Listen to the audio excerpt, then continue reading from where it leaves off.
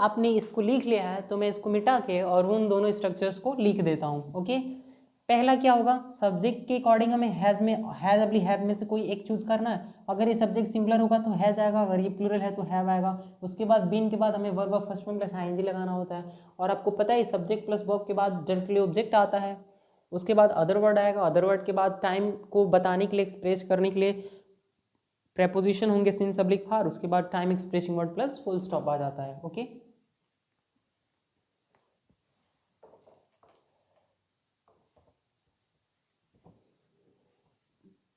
अगर वो W S family का इंटरोगेटिव होगा तो आप लिख लोगे W oblique H plus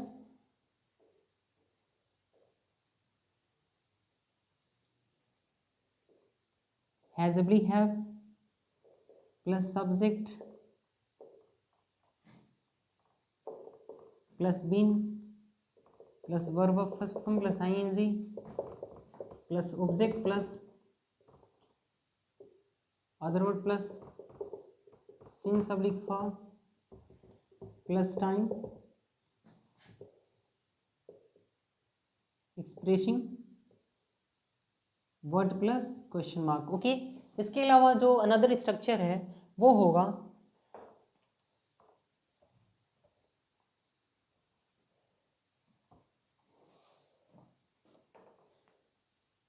W प्लीकेज plus has oblique have plus subject plus not plus verb of first form plus ING plus object plus other word plus since oblique for plus time expressing word plus question mark. Okay, तो जब कोई भी sentence WH family से start हो रहा होगा, और WH family मैंने अभी आपको बताया कि क्या होता है, जब किसी सेंटेंस की शुरुआत, जब किसी इंटरोगेटिव सेंटेंस की शुरुआत व्हाट, हाउ, विच, हुम, हुज, वेयर इस तरीके के वर्ड से शुरू होता है तो उसको क्या बोलते हैं, W oblique family. Okay, WH family. तो सेंटेंस को इंटरोगेटिव बनाने के लिए सब्जेक्ट के पहले क्या आएगा, हेल्पिंग वर्ब आएगी, और हेल्पिंग वर्ब से पहले क्या आएगा डब्ल्यू ऑब्लिक एच। अगर वो अफर्मेटिव है तो डायरेक्टली बीन का यूज कर लेंगे, और सेंटेंस के एंड में क्या आएगा, आपको दिख रहा होगा मार्क ऑफ इंटरोगेशन। उसके बाद अगर वो नेगेटिव है तो सब्जेक्ट के पहले हेल्पिंग वर्ब आएगा, हेल्पिंग वर्ब के पहले डब्ल्यू ऑब्लिक एच, और सब्जेक्ट के बाद क्या होगा, नॉट वर्ड का यूज करेंगे। ओके, तो यहाँ पे हमने क्या यूज किया है, नॉट यूज किया है, और सेंटेंस के एंड में क्या हमने क्या यूज किया, इंटरोगेटिव मार्क। बड़ी बात तो यह है कि हम कब सिंस का यूज करें और कब फॉर का यूज करें। ओके, बड़ा ही कंफ्यूजिंग वर्ड्स होते हैं सिंस ऑब्लिक फॉर। तो इसी वीडियो में हम जानेंगे कि सिंस का यूज कब करें और कहाँ करें, और फॉर का यूज कब करें और कहाँ करें। ओके, तो तब तक आप सभी स्ट्रक्चर्स को लिखिए। I am going to put in some ink in the marker. Okay,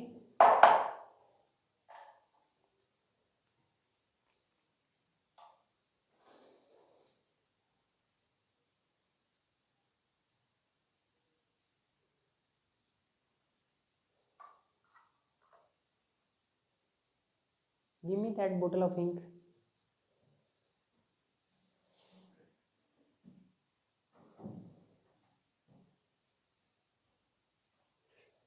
Give me instantly.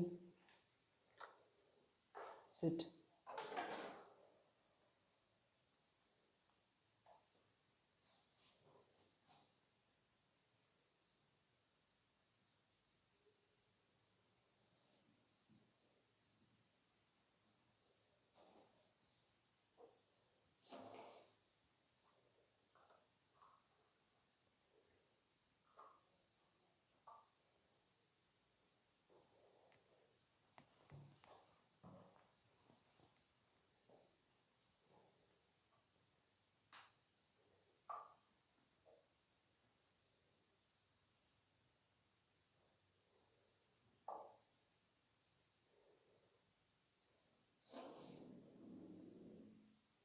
Okay dear students, तो आई होप कि आपने ये सारी चीज़ों को लिख लिया होगा अपने नोट पे। तो आगे चलता हूँ, या स्क्रीनशॉट ले लिए होंगे, you can also take screenshot from the video के।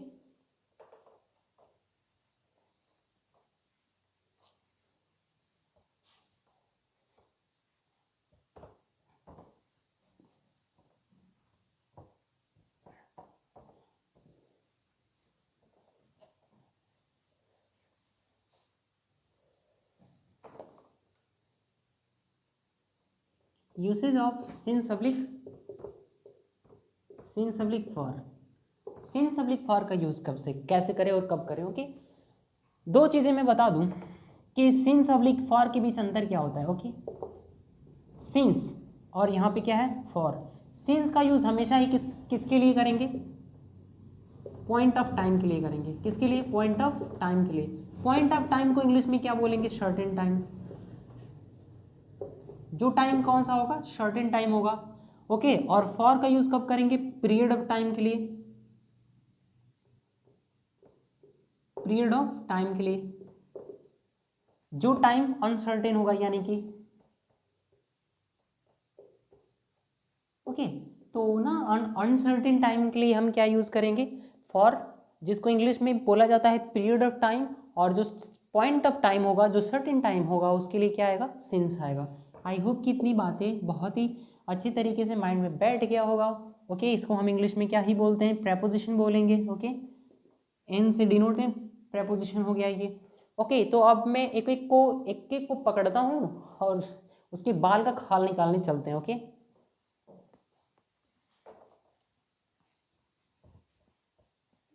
सबसे पहले लेते हैं फॉर। ओके, फॉर का यूज कब करेंगे, तो यहाँ पे मैंने क्या लिखा है, for plus cardinal, plus hour, day, week, month, year, decade and century. और क्या होगा, century plus full stop.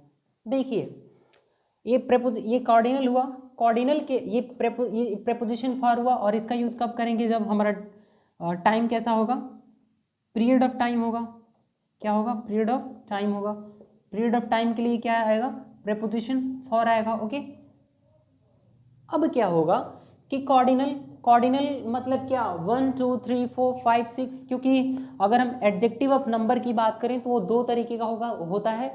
Adjective of number को हम बोल सकते हैं क्या, एडजेक्टिव ऑफ नंबर या न्यूमरल एडजेक्टिव, ये दो तरीके का होगा, एक तो डेफिनेट, दूसरा इनडेफिनेट। अगर डेफिनेट की बात करें तो तीन तरीके का होगा, ऑर्डिनल, कॉर्डिनल प्लस मल्टीप्लिकेटिव। तो पहले ऑर्डिनल आता है, फिर कॉर्डिनल, फिर मल्टीप्लिकेटिव। और ऑर्डिनल की बात करें तो हमेशा ही सीरीज को बताता है, ऑर्डर को बताता है। ओके, अगर ऑर्डिनल की बात करें तो रैंक को बताएगा। मल्टीप्लिकेटिव की बात करें तो हमेशा ही सेंटेंसेस में मल्टीप्लाई के बारे में बात कर रहा होगा। ओके, आई होप कितनी बातें क्लियर होंगी। आगे बढ़ते हैं। तो कॉर्डिनल मतलब क्या, 1 से लेके 9 तक। ओके, 1 2 3 4 5 फॉर 1 मंथ, फॉर 1 और फॉर 1 डे, फॉर 1 वीक, ये सारे ही कितने कॉर्डिनल है। ओके, तो आर, डे, वीक, अगर ये कॉर्डिनल प्लूरल है, मैं एक चीज बता दूं आप सभी को, अगर ये कॉर्डिनल प्लूरल है, कैसा है, प्लूरल है, अगर ये कॉर्डिनल प्लूरल है तो ये जितने भी आपके सामने ये नाउन दिख रहे हैं ना, ये नाउन भी कैसा होगा, प्लूरल होगा। ये नाउन भी कैसा होगा, प्लूरल होगा। तो प्लूरल नाउन का हमें यूज करना पड़ेगा। लेकिन अगर बात करें ये कॉर्डिनल अगर सिंगुलर है, अगर ये कॉर्डिनल सिंगुलर है तो हमें क्या यूज करना है, सिंगुलर नाउन को यूज करना है। अगर ये कॉर्डिनल सिंगुलर है तो हमें कौन सी नाउन यूज करना है, सिंगुलर नाउन यूज करना है। ओके, और यहाँ पे हम क्या लिखेंगे, century plus full stop. Okay, I hope कितनी बातें आपको क्लियर हो गया होगा। कॉर्डिनल के बाद अगर वो नाउन, अगर ये कॉर्डिनल 1 है तो ये सारे नाउन सिंगुलर होंगे, क्योंकि मैंने लिखा है अगर नाउन ये कॉर्डिनल सिंगुलर होगा तो नाउन भी सिंगुलर आएगा। क्योंकि अगर मैं वो बात करूं कि वहां दो लड़के हैं तो मैं बोलूं कि देयर आर टू बॉय, भाई मैंने टू यूज किया है, मुझे क्या यूज करना पड़ेगा, बॉयज कहना पड़ेगा। अगर मैंने बोला होता कि वहां एक लड़का है तो मैं बोलता देयर इज अ बॉय, या there is one boy there. Okay, लेकिन 2 3 4 5 6 की बातें करने लग जाएंगे तो इनके बाद अगर जो नाउन आएगा वो भी प्लूरल होगा। ओके, आई होप कि क्रिस्टल क्लियर होगा। ओके, तो इसको मिटाते हैं अब, क्योंकि हमने तो अब सीख लिया कि फॉर का यूज तो हमेशा ही पॉइंट पीरियड ऑफ टाइम के लिए आएगा। और पीरियड ऑफ टाइम होता क्या है, तो week, day, hour, month, year, decade, century. Okay, next आगे बढ़ता हूँ। यूजेस फॉर, सिंस फॉर के यूज को तो हमने पढ़ लिया, और के तो यूज को हमने बारीकी से पढ़ लिया, बचा है सिंस, ये भी जान लेते हैं। ओके,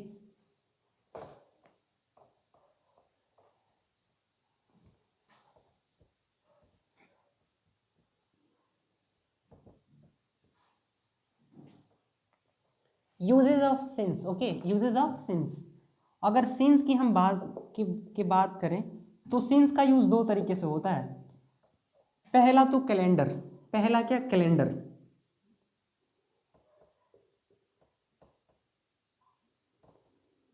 कैलेंडर की इंग्लिश ना, इंग्लिश के स्पेलिंग एरर में पूछा जाता है कि कैलेंडर की करेक्ट स्पेलिंग क्या है। तो मैं आपको बता दूं, कैलेंडर में केवल एक ही सिंगल ही होता है, और वो क्या होगा, एल के बाद, उसके सी के पहले ए हो, सी के बाद ए होगा और डी के बाद भी ए होगा। तो यहाँ पे बहुत ही कंफ्यूजन होता है स्टूडेंट्स को इसके स्पेलिंग को लेके। ओके, आप यहीं पे जान लेंगे इसको।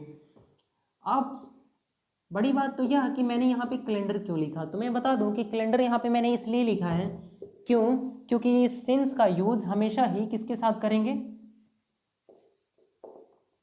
सिंस का यूज हमेशा ही किसके साथ करेंगे, तो पीरियड ऑफ टाइम के कॉन्टेक्स्ट में करेंगे। किसके कॉन्टेक्स्ट में, तो पॉइंट ऑफ टाइम के कॉन्टेक्स्ट में करेंगे, पॉइंट ऑफ टाइम। और जो पॉइंट ऑफ टाइम है उसी को तो हम सर्टेन टाइम बोलेंगे। क्या बोलेंगे, सर्टेन टाइम बोलेंगे।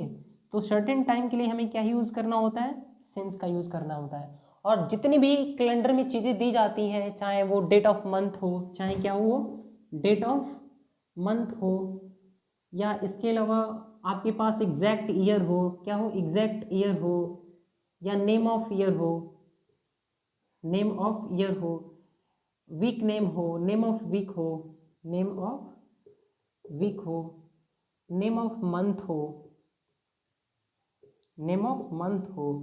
ओके, इसके अलावा आपके सामने दिया जा सकता है name of festival. Okay, name of festival. तो ये सारी चीज़ें क्या है, ये सारी चीज़ें ना एग्जैक्ट टाइम है, और एग्जैक्ट टाइम के साथ हमें क्या यूज़ करना है, सिंस यूज़ करना है। आई होप कि इतनी बातें क्लियर हुई होंगी। इसके अलावा अगर हम बात करें सिंस की, तो सिंस का यूज़ वहाँ पे भी करेंगे जब स्टेज ऑफ लाइफ हो, स्टेज ऑफ लाइफ, जीवन का अवस्था के साथ करेंगे। जैसे आपको पता होगा, childhood, adolescent, adult, puberty, okay, aged, युवानरंभ, ओके, वयस्क, 13 से लेके 19 तक के जितने भी टीनेजर होंगे उनके लिए यूज़ करेंगे। स्टेज ऑफ लाइफ में वो भी आ जाएगा। तो स्टेज ऑफ लाइफ के साथ हमें क्या यूज़ करना होता है, जैसे कि डेथ, ओके, मैरिज, ये सारी चीज़ें भी स्टेज ऑफ लाइफ होती है, तो वहाँ पे क्या आएगा, सिंस आएगा। या अगर हम बात करें फेज ऑफ डे की, फेज ऑफ डे या स्टेट ऑफ डे, दिन का जितनी भी अवस्थाएं होंगी ना, morning, evening, afternoon, midnight, okay, तो क्या होंगी, फेज ऑफ डे है, और फेज ऑफ डे के साथ भी हमें यूज करना होता है क्या, सिंस। अगर हम बात करें क्या, एग्जैक्ट टाइम, अगर हम एग्जैक्ट टाइम के बारे में बात करें तो उसके साथ भी क्या ही यूज करेंगे, सिंस यूज करेंगे। ओके, अगर बात करें मैरिज, मैरिज और डिवोर्स, मैरिज और डिवोर्स के साथ भी हमें क्या यूज करना होता है, तो सिंस यूज करना होता है। ओके, अराइवल और डिपार्चर की अगर हम बात करें, अराइवल और डिपार्चर, डिपार्चर, ओके, तो उसके साथ क्या आएगा, सिंस ही आएगा। इसके अलावा अगर आप बात करें टाइम मेमोरियल की,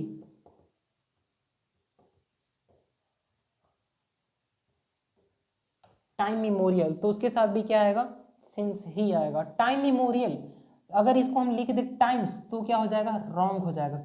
क्या हो जाएगा, रॉन्ग हो जाएगा, क्योंकि मेमोरियल क्या है, नाउन, और नाउन को कौन क्वालिफाई करेगा, एडजेक्टिव। तो यहाँ पे एक एडजेक्टिव का रोल प्ले करता है टाइम। ओके, लेकिन अगर हम बात करें कि medieval times, okay, ancient times, modern times, तो मॉडर्न, मिडिवियल और एंशिएंट के बाद जब टाइम वर्ड का यूज किया जाता है तो टाइम हमेशा ही प्लूरल फॉर्म में होगा। किस फॉर्म में होगा, प्लूरल फॉर्म में होगा। Like medieval times, ancient times, okay, and modern times. I hope की बातें क्लियर हुई होंगी। तो किस किस कॉन्टेक्स्ट में हमें सिंस का यूज करना होता है, तो stage of life, phase of day, exact time, marriage, divorce, arrival, departure, time and time memorial. Okay,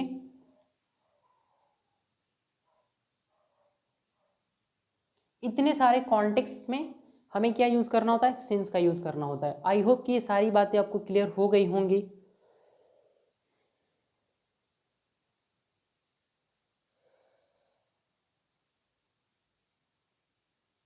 okay, तो वहाँ पे हमें क्या यूज़ करना है, सिंस यूज़ करना है। आई होप कि डेट ऑफ मंथ में जनवरी से लेके फरवरी तक, एग्जैक्ट ईयर में 1947, एग्जाम्पल के लिए हम कुछ भी ले सकते हैं, 1947, सिंस 2021, सिंस 2027, इस तरीके से एग्जैक्ट टाइम होगा। Name of year, name of year हो सकता है कोई 1947, ओके। नेम ऑफ वीक हो सकता है Monday, Sunday, okay, Tuesday, Wednesday, इस तरीके से। ये लिखते भले ही वेडनेसडे, लिखते भले ही वेडनेसडे हैं, लेकिन डे के साइलेंट होने की वजह से हम इसको पढ़ते हैं वेंसडे, क्या वेंसडे या वेंसडे, ना कि वेडनेसडे, ओके। या जैसे कि एज, अगर हम बात कर ले एड एडजेक्टिव, क्या लिखते हैं इसको, एडजेक्टिव लिखते हैं, पढ़ते एडजेक्टिव है, क्यों, डी साइलेंट होता है। लिखते एडजस्ट हैं, क्या लिखते एडजस्ट हैं, और पढ़ते क्या है, एडजस्ट हैं, डी साइलेंट होने के वजह से। ओके, अब हम कुछ एग्जांपल्स को देखेंगे, क्योंकि हमने सारी थियोरी को पढ़ लिया, और थियोरी को पढ़ने के बाद हम कुछ एग्जांपल्स को देखेंगे, सीखेंगे कि कहाँ तक हमारी हमारी चीज़ें क्लियर हुई। ओके, मैं इसे मिटाता हूँ।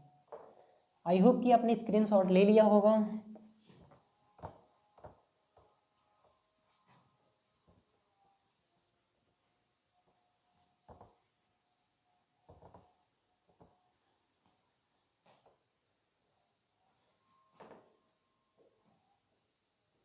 I have been teaching English.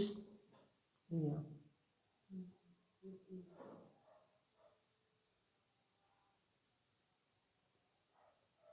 I have been teaching English since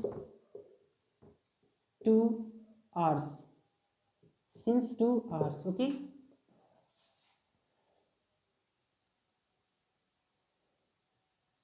She has have been waiting at the railway station. At the railway station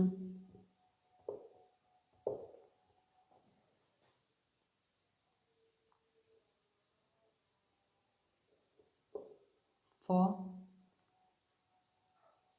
2:30. Okay. Next है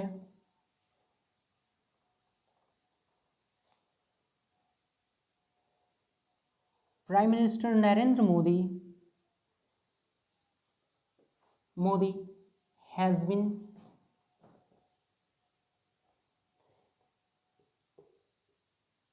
amending the rules since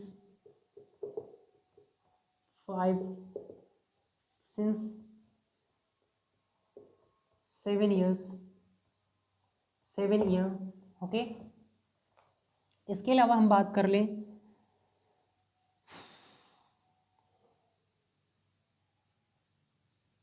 Rahul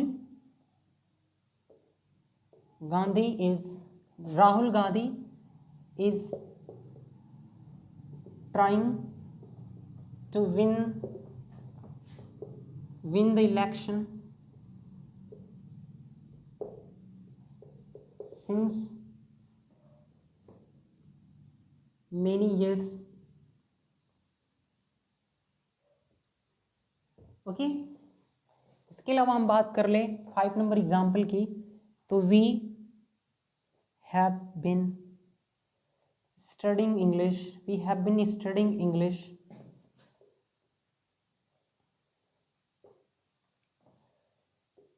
for 2 years। Okay, next example एक और ले लेते हैं।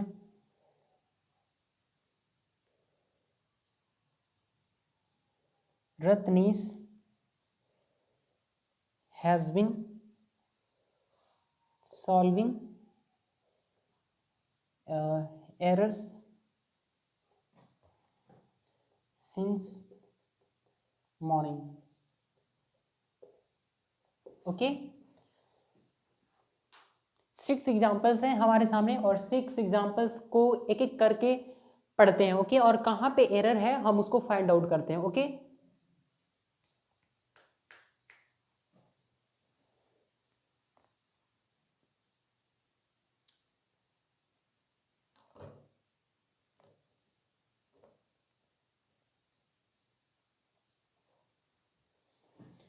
पहला example है have been teaching English since 2 hours.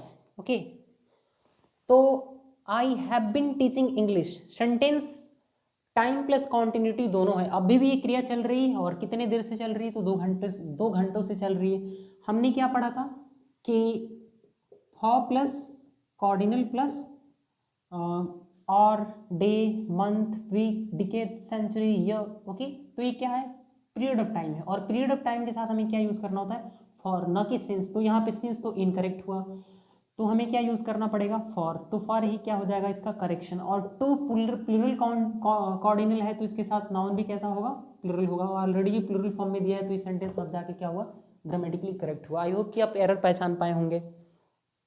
Next है she has oblique have been waiting at the station for 2:30। Okay पहली चीज की सब्जेक्ट सिंगुलर है और सिंगुलर सब्जेक्ट के साथ हमें वर्ब भी कौन सा यूज करना होगा सिंगुलर, यानी कि हैव तो प्लूरल है तो ये कट जाएगा।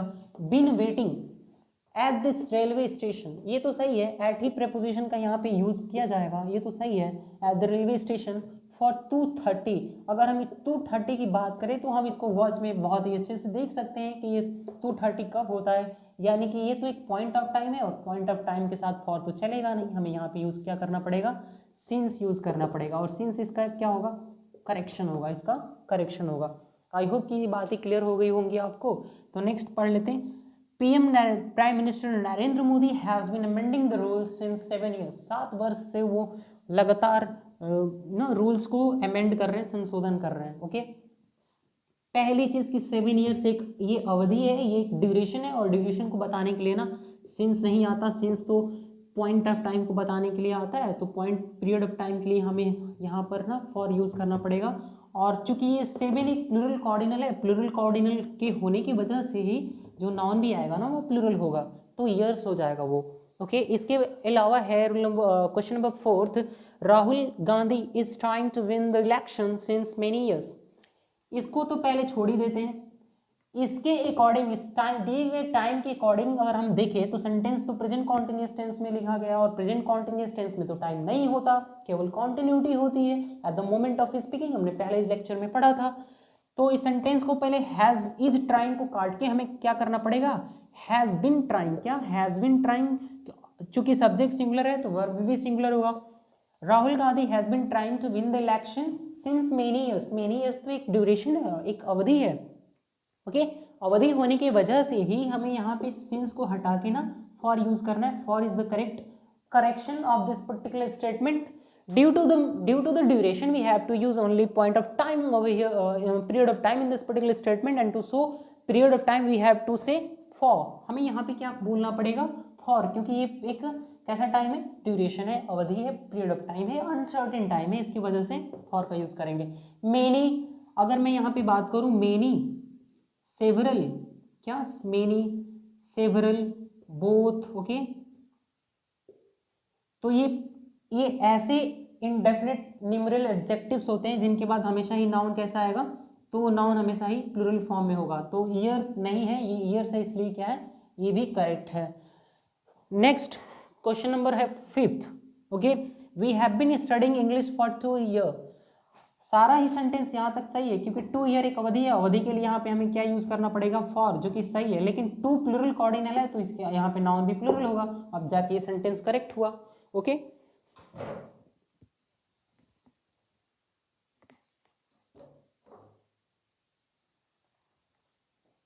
Ratnesh has been solving errors since morning.